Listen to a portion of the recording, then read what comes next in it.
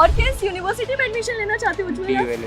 DU में। ये DU के स्टूडेंट्स बहुत दिख रहे हैं। तो अनुराग बताइए पेपर कैसा था, थोड़ा सा लाउड बोलिएगा, और आपका क्या रिएक्शन रहा ओवरऑल एग्जाम को लेकर? मैम पेपर का जो लेवल था वो लगभग मॉडरेट था। तो कैसा गया था एग्जाम आपका?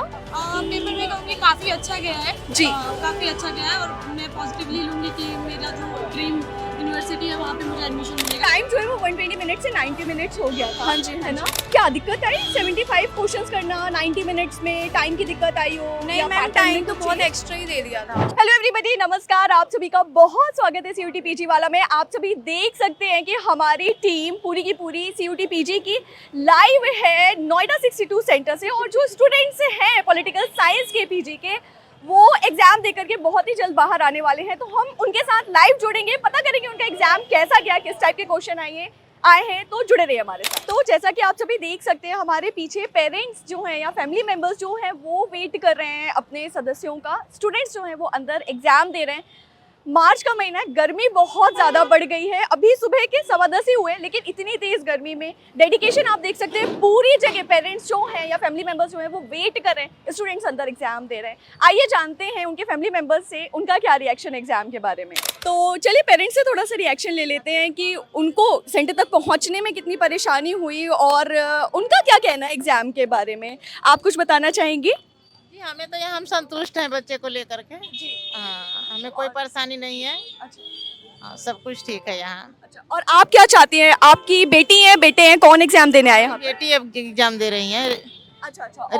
रेगुलर क्लास से। चाहती हैं आप एडमिशन आपकी बेटी को? हमारी बेटी की दिल्ली से ही है, अभी दिल्ली में ही रहेंगी। जी, तो दिल्ली यूनिवर्सिटी चाहती हैं आपकी बेटी? हाँ हाँ हाँ। जी, आप कुछ कहना चाहेंगी? हाँ, बस यही कहना चाहते हैं हमारे भी बच्चे को डीयू में एडमिशन मिले। जी। तो यहाँ पे मुझे लग रहा है ना कि डीयू के जो स्टूडेंट्स या डीयू के जो एस्पिरेंट्स हैं वो काफी ज्यादा मिले हैं। आप कहाँ चाहती हैं? यही है कि हमारी बेटी भी डीयू में ही है। अब अच्छा, पढ़ी DU नहीं है वो तो लेडी श्री राम कॉलेज में करी है। अच्छा अच्छा। तो आपकी जो बेटी है वो लेडी श्रीराम कॉलेज में है और अब एमए पॉलिटिकल साइंस के लिए भी जी। डीयू के लिए ही चाहत रखती है। हमारी बेटी मैत्री में है। अच्छा अच्छा। जी जी जी। हमारी लड़की ग्रेजुएशन फाइनल में है इस बार। अच्छा जी बीएड का पेपर दी है जी जी और पॉलिटिकल साइंस के लिए फिर एमए के लिए तैयारी कर। जी। तो यहाँ डीयू के जो एस्पिरेंट्स हैं वो मिल रहे हैं। आपके बच्चे कहाँ पे एडमिशन लेना चाहते हैं? डीयू में। डीयू जी, मास्टर करेगी। अच्छा जी जी। तो डीयू अब जेएनयू वाले देख लेते हैं, बीएचयू वाले देख लेते हैं। अभी तो लग रहा है कि इस साल डीयू के चाहत रखने वाले स्टूडेंट ज़्यादा है। वैसे आप अगर देख रहे हैं ये वीडियो, आप किस यूनिवर्सिटी में एडमिशन लेना चाहते हैं कमेंट करके ज़रूर बताइएगा। हमारे साथ अभी जुड़े हुए हैं एलएलबी के एस्पिरेंट्स। चलिए जानते हैं कि लॉ क्यों पढ़ना चाहते हैं, और लॉ पढ़ना अगर चाहते हैं तो किस यूनिवर्सिटी से पढ़ना चाहते हैं। आपका नाम? उज्जवल कुमार। ठीक है उज्जवल, तो एलएलबी क्यों करनी है? अच्छा, जुडिशियल सिस्टम सुधारना है इंडिया का, ऐसा कुछ है? अच्छा। और किस यूनिवर्सिटी में एडमिशन लेना चाहते हो उज्जवल? डीयू में। ये डीयू के स्टूडेंट्स बहुत दिख रहे हैं। आप कहाँ एडमिशन लेना चाहते हैं? आप भी, आप साथ में हैं? अच्छा, आपका एग्जाम नहीं। आप क्या पढ़ते हैं वैसे? जॉब करते हैं? अच्छा, कहाँ जॉब करते हैं? मैं सीजीएल में अभी नंबर आया मैम मेरा, अभी ज्वाइनिंग है मेरी। लीजिए, सीजीएल में कट ऑफ क्लियर कर लिया है, सिलेक्शन हो गया है, बस ज्वाइनिंग आना बाकी है। मैंने congratulations, thank you so much Ujjwal ji. तो हमारे साथ अनुराग जुड़े हुए हैं, है ना? अनुराग का भी सीयूटी पीजी पॉलिटिकल साइंस का पेपर था। अनुराग बताइए पेपर कैसा था, थोड़ा सा लाउड बोलिएगा, और आपका क्या रिएक्शन रहा ओवरऑल एग्जाम को लेकर? मैम पेपर का जो लेवल था वो लगभग मॉडरेट था। It was not very easy, it was not very tough. हाँ जी, हाँ जी। Almost 50 questions were like straightforward, direct कोई कर सकता था इजीली। जी जी। About 20-25 questions were workable and around 10 question in that 10 questions were tough. ठीक है। factual और tough थे। मॉडरेट था मॉडरेट पेपर था। अच्छा जी। और जो भी मतलब सही से प्रिपेयर किया हो या फिर मतलब PYQs वगैरह लगाए हो, जिसने क्रोनोलॉजी से पढ़ी, क्रोनोलॉजी काफी सारे क्वेश्चंस थे। अच्छा। और and few of them were very tough in chronology. ठीक है। So तो क्रोनोलॉजी में अनुराग मैं पूछ सकती हूँ आईआर वाले पार्ट से ज्यादा क्रोनोलॉजी थी या? सबसे ज्यादा क्रोनोलॉजी मैम अमेंडमेंट्स वाले पार्ट से थी। ओके ओके ओके जी। आईआर वाले पार्ट से 2 या 3 क्वेश्चन थे मैक्स। अच्छा। और अमेंडमेंट्स पार्ट से ज्यादातर क्या कहते हैं क्वेश्चन क्रोनोलॉजी जो कि टफ थे। अच्छा, तो मतलब इस बार क्या वेटेज एग्जाम में जो क्वेश्चंस का था वो ज्यादा IGP Indian government and politics की तरफ ज्यादा था, ऐसा कुछ था या फिर मैम लगभग बराबर same आईआर था? And IGP were almost equal. अच्छा हाँ, और they were ज्यादा almost equal. क्वेश्चन आया था इन दो पार्ट से, हाँ, ज्यादा ज्यादा क्वेश्चंस क्वेश्चंस आए थे ठीक like that was in last year, इस बार भी वही था। Okay okay okay. तो मतलब और क्या मैं कह सकती हूँ कि इस बार का जो पेपर था वो फैक्चुअल ज्यादा था, हाँ फैक्चुअल ज्यादा था Factual इस बार, मतलब फैक्चुअल फैक्ट्स पे ज्यादा था। ज्यादा एम्फोसिस दिया जा रहा है हाँ। आपकी मेमोरी पर, Yeah. ठीक है। और एट लास्ट मैं ये पूछना चाहूंगी किस यूनिवर्सिटी में जाना चाहते हो अनुराग? मैम फिलहाल तो मैं हिंदू कॉलेज में हूँ, दिल्ली यूनिवर्सिटी, अच्छा अच्छा and I am aiming for SIS school of international studies JNU, okay okay and okay. Let's hope, बाकी तो भगवान के ऊपर। All the very best. और क्लास से कुछ मदद मिली हो तो प्लीज ये भी बता दो सो दैट फीडबैक पर काम करना। यस मैम, क्लास से मदद मिली है, जो कि आपके भी लास्ट में मैंने देखा काफी सारे जो क्वेश्चंस की मैराथन चल रही थी, PYQs वगैरह की, और जो थिंकर्स के अकॉर्डिंग बुक्स वगैरह कंसेप्ट्स वगैरह पढ़ाया था, उससे काफी ज्यादा हेल्प मिली। ओके उसमें कम से कम मुझे लगता है 10 से 15 क्वेश्चन मैंने डायरेक्ट हिट किए जो मैंने क्लास की थी उससे। And thank you so much for ma'am for your this guidance, it was very helpful to us. Thank you so much Anurag and all the very best. Admission लेके आओ फिर बात करते हैं एक बार फिर Okay, से, ma'am. ठीक है? Thank you, ma'am. Okay bye bye, thank you जी। तो हमारे साथ जुड़े हुए हैं एक और पॉलिटिकल साइंस के एस्पिरेंट, चलिए जानते हैं उनका पेपर कैसा गया और उनका एक्सपीरियंस कैसा रहा। अपना नाम बता दीजिए पहले। मेरा नाम आस्था तिवारी है। ओके हाय आस्था, तो कैसा गया आस्था एग्जाम आपका? पेपर में कहूँगी काफ़ी अच्छा गया है जी। काफ़ी अच्छा गया है और मैं पॉजिटिवली लूँगी कि मेरा जो ड्रीम यूनिवर्सिटी है वहाँ पे मुझे एडमिशन मिलेगा। कौन सी ड्रीम यूनिवर्सिटी है आस्था आपकी? It's JNU। JNU जाना है, ठीक है, बहुत बेहतरीन। और क्या आउट ऑफ सिलेबस आया था एग्जाम या फिर क्या था? सिलेबस के अकॉर्डिंग ही एग्जाम हुआ है मैं कहूँगी। जी। मतलब जो भी क्वेश्चंस आए हुए हैं जी। वो क्वेश्चन सिलेबस से ही थे। 2-3 क्वेश्चन थे जो जार्गन टाइप थे, जिसमें मतलब मैं कहूँगी कि वो हमने सुना नहीं था या सिलेबस में नहीं था या हमने कहीं पढ़ा नहीं था, तो वो मैंने लेफ्ट करे हैं। बाकी I have attempted almost 72 questions. जी। तो मतलब मुझे ऐसा लगा कि सिलेबस के according 99% of the question were from syllabus. Time था वो क्या हुआ था, वो कम हो गया है इस बार, 90 मिनट्स हो गया 120 मिनट से। तो क्या ऐसा हुआ कि क्वेश्चन अटेम्प्ट करने में थोड़ा सा ज़्यादा हसल हो रही थी या फिर कंफ्यूजन हो रही थी, लग रहा था कि टाइम जा रहा है टाइम जा रहा है टाइम जा रहा है, ऐसा कुछ? नहीं, मुझे थ्रू आउट एग्जाम में टाइम क्रंच नहीं लगा कहीं भी, क्योंकि हमने जो टेस्ट वगैरह प्रैक्टिस करे थे उसमें भी हमने फॉलो किया था कि 90 मिनट्स के हिसाब से ही हमने फॉलो किया था। तो हमारी प्रैक्टिस ऑलमोस्ट हो गई थी उस लेवल की कि हमें 120 के लिए नहीं देखना था। जी। तो जिन जो आगे के एस्पिरेंट्स हैं नेक्स्ट सेशन के 2026 के, भैया आप टाइम को देख करके अगर प्रैक्टिस करेंगे तो टाइम बिल्कुल भी कम नहीं पड़ने वाला है फॉर 75 क्वेश्चंस। अच्छा, तो मतलब हर बार ना हम क्या करते हैं, हम पेपर को कंपेयर कर लेते हैं UGC नेट से और UPSC से। तो क्या मैं कह सकती हूँ कि पेपर थोड़ा सा UPSC पैटर्न टाइप था कि कंसेप्चुअल एंड फैक्चुअल का अमालगमेशन ज़्यादा था in comparison to UGC net, जिसमें प्योर कंसेप्ट ज़्यादा पूछे जाते हैं? क्या कुछ ऐसा था? हाँ, मैंने क्योंकि आई एम श्योर आपने UPSC का पेपर जरूर देखा होगा। UGC नेट का भी क्वेश्चन किया था। ओके, हाँ हाँ हाँ तो जी। मुझे ऐसा लगता है कि कुछ क्वेश्चन डायरेक्टली उसी में से थे। अच्छा अच्छा अच्छा जी कंसीडर करते हैं कि UGC के मॉडरेट क्वेश्चन थे, जी उनमें हाँ। से भी मैंने 2-3 क्वेश्चन ऐसे पाए जो मैंने प्रैक्टिस करे थे और वो मतलब एज इट इज आज पूछे गए थे एग्जाम में आज के। जी।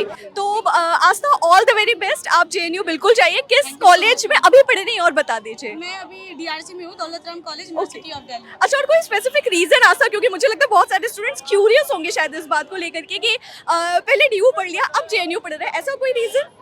हाँ, एक रीज़न ये हो सकता है कि JNU लाइक जो साइंस बैकग्राउंड के बच्चे हैं उनके लिए IIM और IIT और एम्स वगैरह होता है। हमारे लिए JNU is like highest institution in India. Right. तो इस वजह से, और पॉलिटिकल साइंस के सेंस में अगर मैं देखूँ तो I have lot of interest in political science and in politics also. तो मुझे ऐसा लगता है कि it's a good plan for me. Yes, तो एक ऐसी जगह जहाँ एक्सपोजर ज़्यादा मिले।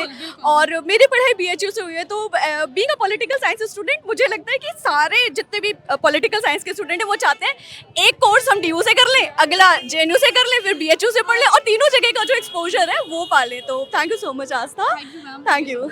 हमारे साथ जुड़ चुके हैं पॉलिटिकल साइंस CUT PG के स्टूडेंट एस्पिरेंट। अपना नाम बता दीजिए पहले। और इन्होंने मुझे पहचान लिया, तो खुशी? हाँ जी। देखा है, क्लास पढ़ी है? हाँ जी मैम, आपसे ही पढ़ी है, आपका ही देखा है, आपकी सारे PG के वो MCQ क्लासेस आपके ही लगाए हैं। ओके। हाँ। तो खुशी कैसा गया एग्जाम आपका? मैम अच्छा गया ओवरऑल। जो क्वेश्चंस आते थे वो तो अटेम्प्ट किए, जो नहीं जिसमें था कि पता नहीं होगा या नहीं तो वो छोड़ दिए कि क्या फ़ायदा, नेगेटिव। हाँ, थैंक यू।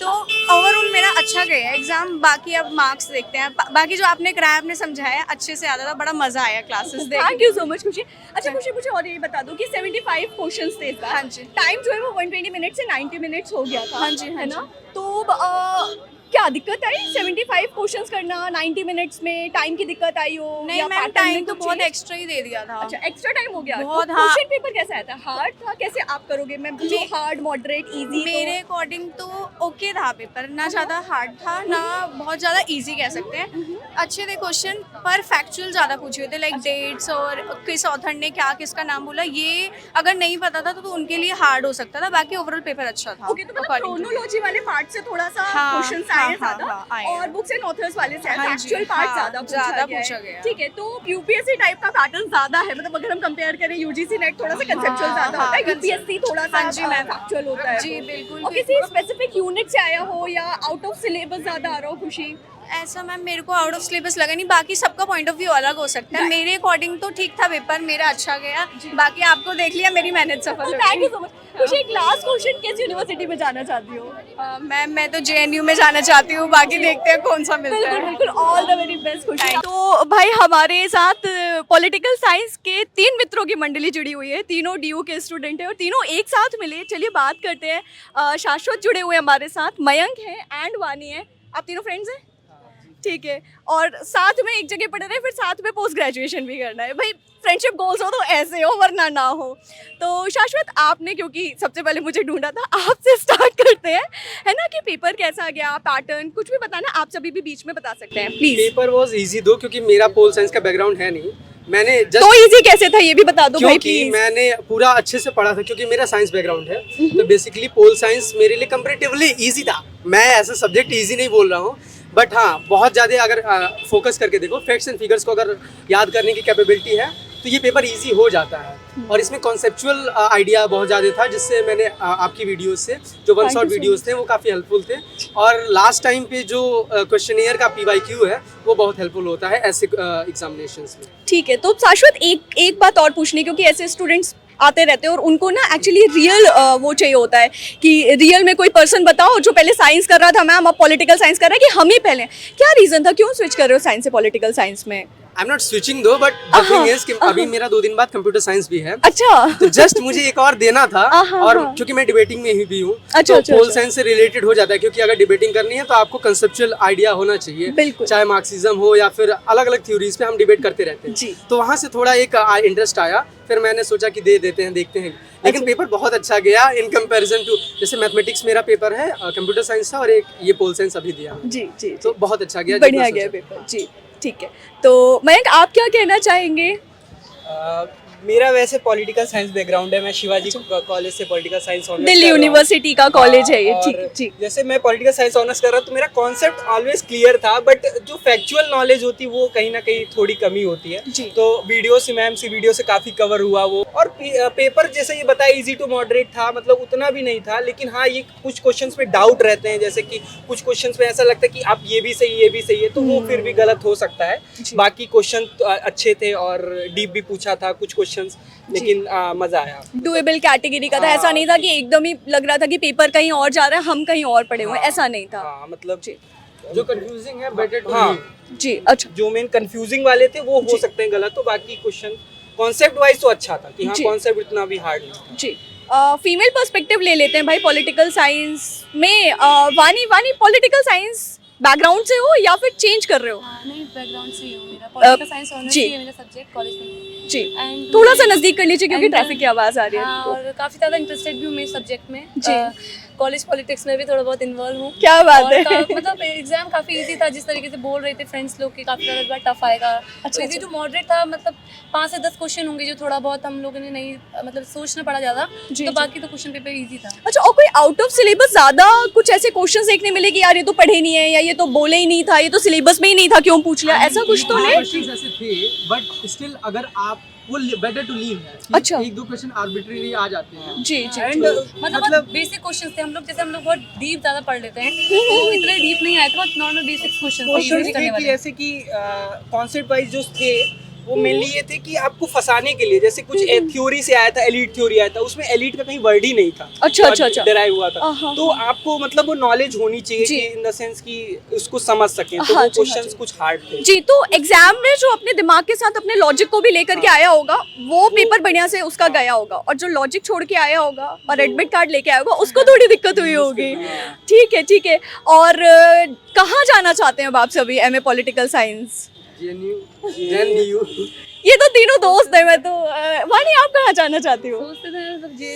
जहाँ दोस्त वहाँ हम, जहाँ हम वहाँ दोस्त। जेएनयू जाना चाहते हैं, तो आप तीनों से मिलकर के बहुत ज़्यादा खुशी है। All the very best and looking forward कि आप सभी के एडमिशन के बाद भी आप सभी से कनेक्ट करने का मौका मिलेगा। All the very best guys.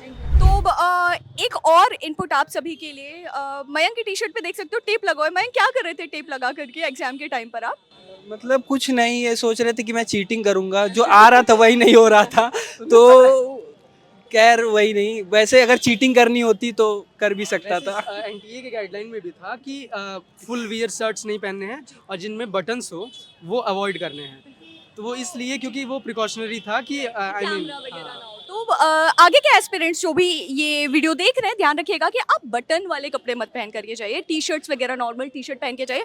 बहुत ज़्यादा बॉडी को कवर मत करेगा, और बहुत ज़्यादा फीमेल्स के लिए स्पेशली एक्सपोज्ड कपड़े मत पहन के जाइए। कुछ भी ऐसा मत पहन के जाइए इन शॉर्ट जिससे आपको रोक आ जा सके। और विमेन के लिए भी यस, वानी हमारे साथ, वानी बता रही थी कि नोज पेन वगैरह को भी रोका गया, लेकिन आपने तो नोज पेन पहनी है वानी। फिर उसके ऊपर उन्होंने एक टेप दिया था, उन्होंने टेप लगाने के लिए, एंड इयरिंग्स में भी, एंड स्क्रंचीज वाले रबर्स भी अलाउड नहीं करे थे अच्छा, उन्होंने। तो बहुत ही पतले रबर बेसिक्स बैंड हैं। तो ही लगाइए, हेयर क्लिप मत लगाइए, स्क्रंची मत लगाइए। हाई हील्स के लिए भी मना किया था क्या? नहीं, ऐसा तो कुछ नहीं अच्छा, था। ऐसा कुछ नहीं है। ठीक है। तो इन सभी चीज़ों का प्लीज़ ड्रेस कोड का आप सभी ध्यान ज़रूर रखिएगा।